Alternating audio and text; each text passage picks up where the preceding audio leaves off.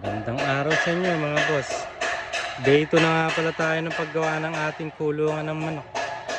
Ayan po. Ginagawa na po yung balangkas ng bubong.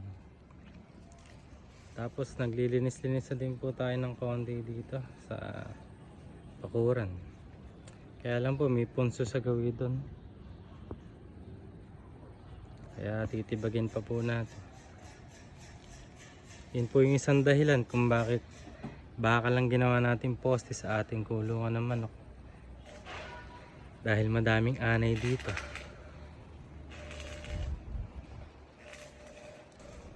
So yun lang po ang update natin ngayon. Tapos nandito po yung ating dalawang golden boy.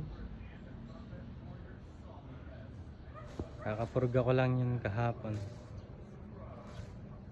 Kaya ngayon bacterial flushing naman tayo for 3 days.